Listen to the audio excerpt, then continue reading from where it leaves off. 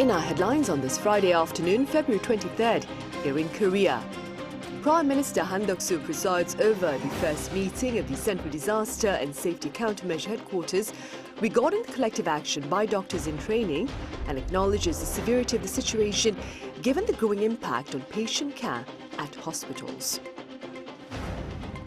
Over in Brazil, Foreign Minister Cho Tae-il sits down with his American and Japanese counterparts Antony Blinken and Yoko Kamikawa, respectively, on the sidelines of the G20 gathering to reaffirm commitment to stability on the Korean Peninsula and beyond. And Ukraine marks a grim milestone of 2 years of Russian invasion this week, and security pundits are raising alarm over North Korea's role in advancing the Kremlin's aggression, which also reportedly provides Kim Jong-un with a testing ground for his missiles. Public health centers are looking to shoulder a significantly heavier workload as the standoff between relevant authorities and doctors in training here shows no sign of abating. Our Shin Yeun has the latest. The government announced that it will maximize the operation capabilities of public hospitals in response to doctors' collective action against the medical school enrollment quota increase. At the first Central Disaster and Safety Countermeasure Headquarters meeting to discuss the issue on Friday, Prime Minister Han Duck-soo said that the central and local governments will work to extend the operating hours of public hospitals as much as possible on weekdays as well as weekends and holidays. Emergency rooms will operate for 24 hours. 4 new control centers will open in March to ensure patients in emergencies can be treated within the so-called golden hour, the time a patient needs to be treated for the best chance of recovery. Further, employment regulations will be loosened to help hospitals hire more medical manpower for the time being. There will be more financial incentives for treating patients who are critically ill or need emergency treatment. Military doctors will support treatments at hospitals where needed. This comes after the government raised its health and medical treatment disaster crisis warning level to severe as of 8 a.m. Friday, which is one step up from the previous level of alert. With the change, the Central Disaster and Safety Countermeasure Headquarters is mainly undertaking the government response to the protest. Friday marks the 4th day of the massive walkout.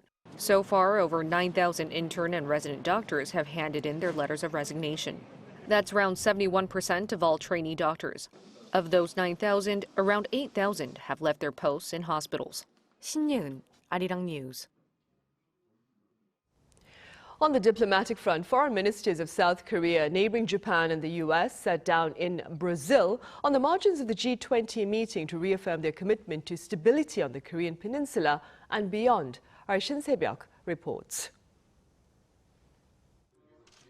The foreign ministers of South Korea, the United States, and Japan convened in Rio de Janeiro, Brazil on Thursday on the sidelines of the G20 foreign ministers meeting. This was the first trilateral meeting for South Korea's newly appointed Foreign Minister Cho Tae-il, who sat down with his U.S. and Japanese counterparts Antony Blinken and Yoko Kamikawa. With the top agenda items including North Korea's escalating military threats, the 3 senior diplomats emphasized the need for joint efforts. Thursday's session also underscored the intensifying collaboration among the 3 countries on a broad spectrum of challenges, from ensuring economic security to addressing the Russia-Ukraine war. The discussions also focused on formalizing trilateral cooperation and executing the agreements made during the leaders of the 3 countries' Camp David summit last year. In his opening remarks, Joe, underscoring 2024 as the 30th anniversary of the inaugural tripartite summit between the 3 countries, said Thursday's meeting is a symbolic milestone of the collaborative journey of South Korea, the U.S., and Japan.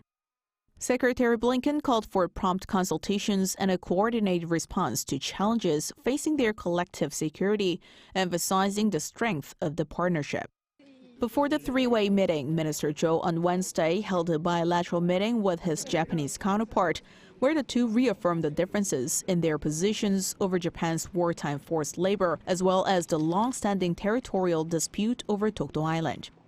A separate meeting with Blinken is also scheduled for next Wednesday during Joe's trip to the U.S. following the G20 foreign ministerial meeting. Meanwhile, Foreign Minister Cho also participated in the 2-day G20 foreign ministers meeting in Rio de Janeiro on February 21st and the 22nd. Foreign ministers from the 21 member countries and invited nations, as well as representatives of international organizations, explored the G20's potential to address geopolitical conflicts, including the ongoing war in Ukraine. They discussed ways to reinvigorate and enhance multilateralism as a response to a range of global challenges, highlighting the importance of collaboration at the G20 level. Shin Se-byuk, Arirang News. Over in Montenegro, former cryptocurrency entrepreneur Kwon is looking to dispute a high court's decision to have him extradited to the U.S. In fact, his defense team has pledged to push for his extradition to South Korea.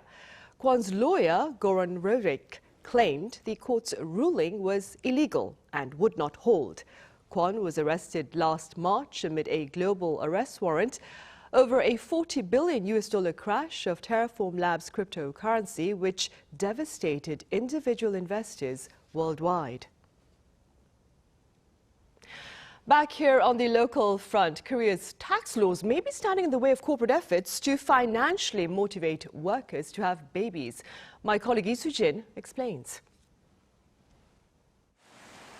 One local company's efforts to address low birth rates are making headlines. Pooyoung Group, a construction company, last week paid a whopping 100 million won, or $75,000 for every child that its employees have had since 2021 as a baby bonus. Pae Jun-bum, who has worked at Pooyoung Group for nearly a decade, became a father for the first time in August last year. The 100 million won he received as a baby bonus meant a lot to him because he, as do many others, had been worried about the high costs of raising a child in South Korea. Costs of education and real estate are higher here in Korea. But now, thanks to the baby bonuses, colleagues around my age have started to plan for a baby and others are preparing for a second. But the hefty baby bonus amount was not the only thing that has grabbed people's attention. It has come to light that both the company and the workers may have to pay a large amount of taxes because of the baby bonuses. If it's considered as part of the employee's income, an employee whose annual salary was originally around 50 million won, or around $37,000, will end up having to pay taxes amounting to around 38 million won. But the company will be able to receive tax deductions as employee income counts as a necessary business expense. If the baby bonuses are classed as a gift given by the company, the employee will only have to pay a gift tax rate of 10%, which will come to around 10 million won. The company, however, won't be able to receive the tax deductions. One tax expert said what the government should do is look at the baby bonuses given by the companies as a gift. The entity receiving the bonus is the baby, which means that it should be seen as a gift. The tax law should also be revised so that the gift tax exemption amount is increased. That's the only way birth rates will go up.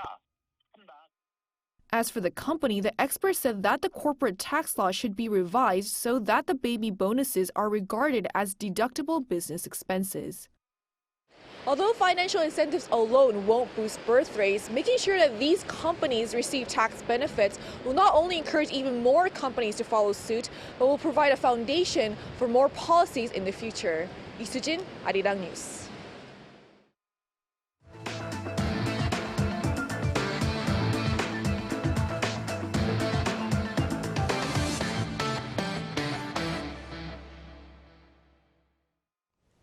Russian authorities are reportedly attempting to dictate the terms of Alexei Navalny's funeral, which, according to his mother, are dubious to say the least. Our Lee Seung-jae has details.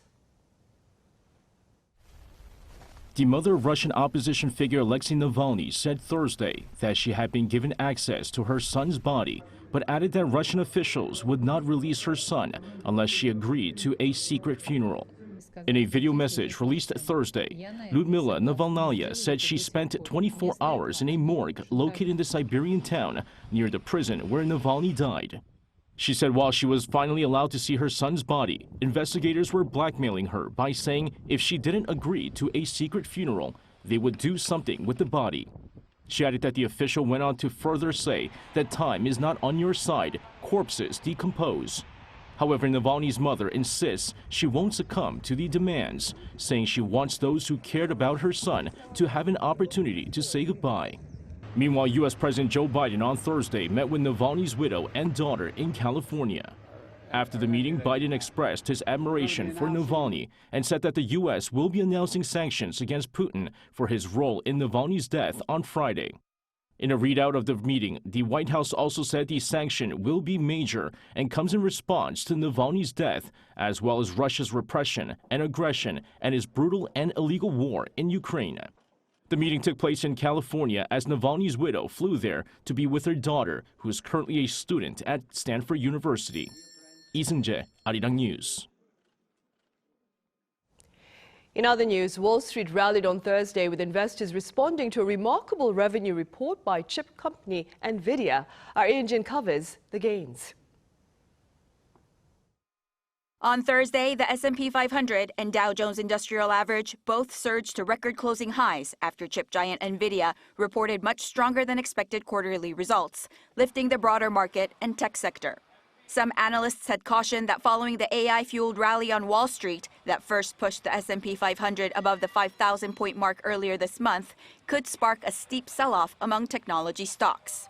Going against their doubt, the S&P 500 closed at a record high, gaining 105.23 points or 2.11%, its best day since January 2023. As did the Dow Jones Industrials, which gained 456.87 points or 1.18%. It was the first time the Dow has ever finished above 39,000 points. The Nasdaq Composite added 460.75 points or 2.96% for its best day since February 2023. Shares of NVIDIA, driven by its booming artificial intelligence business, jumped 16.4% to an all-time high after the chip company said total revenue rose a whopping 265% from a year ago. As the company surged in value, NVIDIA CEO Jensen Huang's wealth also saw a major boost. His wealth expanded as much as $8.5 billion on Thursday alone, taking his worth to $68.1 billion. Bloomberg now ranks Huang as the 21st richest person in the world, the list topped by Elon Musk, Bernard Arnault, and Jeff Bezos. Ian-jin, Arirang News. Staying in the U.S., lunar lander Odysseus has become the world's first privately built spacecraft to touch down on the surface of the moon. According to its maker, Intuitive Machines, the mission was completed successfully at around 6:23 p.m. Eastern Time on Thursday.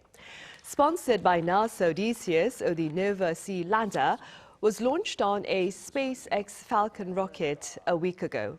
It is now the first American lunar exploration lander to touch down on the surface of the moon in more than 50 years since the Apollo 17 mission in 1972. Korea's young scholars are poised to join a broader campaign aimed at promoting accurate information about Korea, including its history and culture. Our issue covers this initiative and more. Young people from all over South Korea gathered in Seoul on Thursday, united by a common goal to promote the country in collaboration with some 7 million overseas Koreans. The Overseas Koreans Agency, Yonhap News, and the Voluntary Agency Network of Korea, or VONK, jointly named 80 middle school to university students to serve as ambassadors to promote South Korea globally. Together, the young ambassadors will share South Korea's rich history and culture with Koreans and non-Koreans living abroad. They will also work to correct any misinformation about Korea online and offline. Lee Ki-chul, the commissioner of the Overseas Koreans Agency, in a celebratory speech, highlighted South Korea's miraculous growth since the end of the Korean War. He said Korea's distinguished achievements, especially in its economy and with democracy, were a testimonial of its own that could elevate the status of overseas Koreans. Dear overseas Koreans, stronger together. Please don't forget that Korea is already next to you. Let's make a concerted effort for common prosperity between Korea and overseas Koreans, and the world peace and prosperity. As part of promotional efforts, a special exhibit was also opened. On display at the National Museum of Korea are pictures and paintings depicting Koreans' immigration history, first dating back to 1902, when about 100 immigrants traveled from Incheon to Hawaii.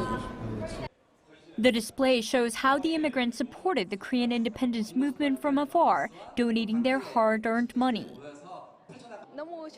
I think it's especially great that the exhibit shows the correct history of Korea to people from other countries. As an ambassador, I will share Korean history and culture with not only those in Vietnam, but also all around the world. The special exhibit is open to the public and runs until the 27th. 이시후, Arirang News.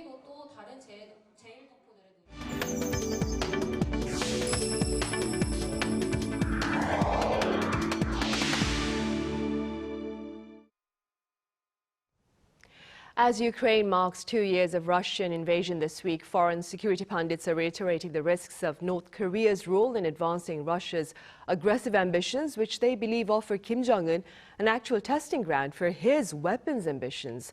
Our defense correspondent Choi Min-jung reports. 2 years into the Ukraine war, Russia has been turning to North Korea to seek more gasoline for its fire. The two sides are believed to have been strengthening their military cooperation after Kim Jong-un and Vladimir Putin met in Russia last September. Pyongyang has allegedly sent around 2.5 million rounds of artillery to Moscow for use against Ukraine. Although early assessment has shown that the decades-old North Korean shells appear to be of poor quality, experts say that simply quantity itself matters on the battlefield. So quantity is very helpful for Russian operations because they've been going through thousands of shells every day. Having thousands of rounds per day to provide to Russia certainly increases the damage to Ukrainian infrastructure as well as increasing Ukrainian casualties. What's more concerning, though, is Russia's deployment of North Korea's latest KN-23 and KN-24 ballistic missiles. Ukraine's top prosecutor general Andriy Kostin this week confirmed that at least 24 ballistic missiles recently launched by Russia were from North Korea. Although the accuracy is still questionable, the prosecutor said the missiles killed at least 14 civilians and wounded 70. This could be an opportunity for the North to assess how its new missiles fare in combat situations. I mean, Russia asked, can you give us these things? And North Korea said, yeah, we can do that. But they said, yeah, we can do that because not only were they going to make money, but they were going to have a testing ground to see how well they worked. So what effect will this have on the security situation on the Korean peninsula? Experts say North Korea's decision to send weapons to Russia shows that the regime is not preparing for a full-scale war against South Korea, as a major military operation would require massive stockpiles of missiles and shells. You haven't heard much lately about North Korea testing KN-23s or KN-24s. And they were last year, they were the year before. Does that mean they're really down low on those stocks to the point where they need to hold on to what they've got for wartime use? Interesting question, because they've shifted to cruise missile testing. And making you wonder, is that because they didn't have enough ballistic missiles to continue what they've been doing? Though there may be no need to prepare for war just yet, it remains to be seen whether Moscow will provide the North with the crown jewels of its military technology in return. Choi Min-jung, Arirang News.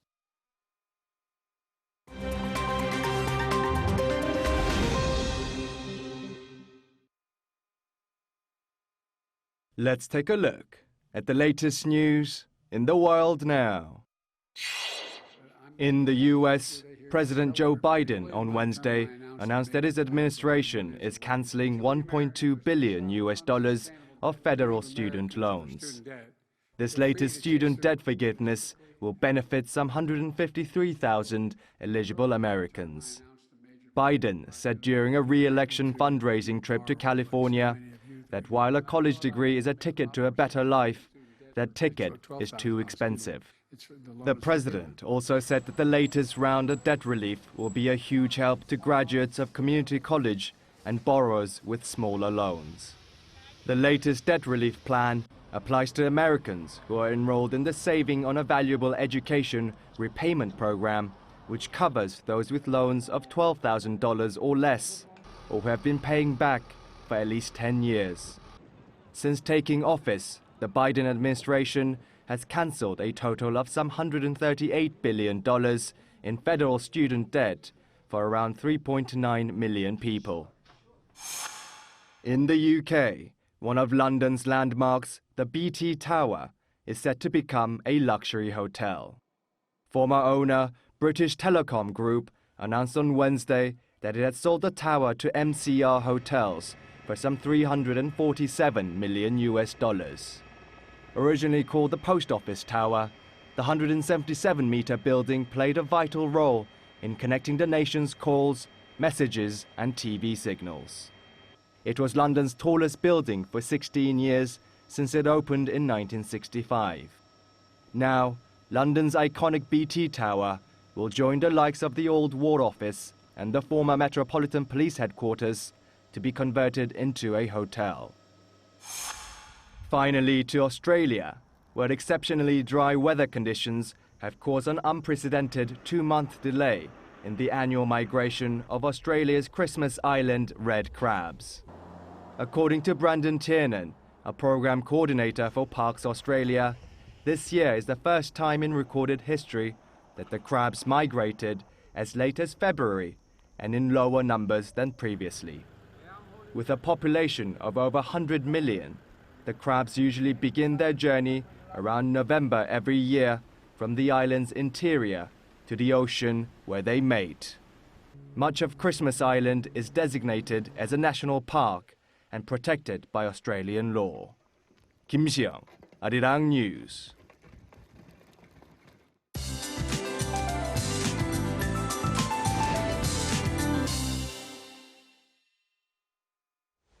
Good afternoon. From last week's April warms to this week's midwinter vibe with the record-breaking amount of snow for the season we saw yesterday in the capital area.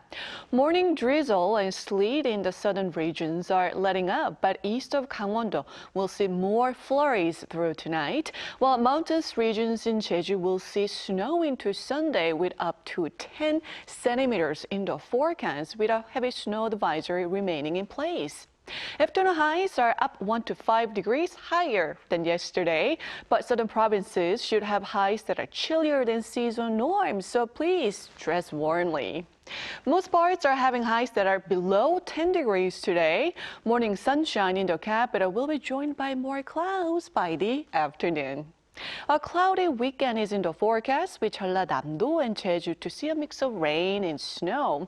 Then next week looks to be more promising, but roller coaster temperatures continue. That's Korea for you, and here's a look at the international weather conditions.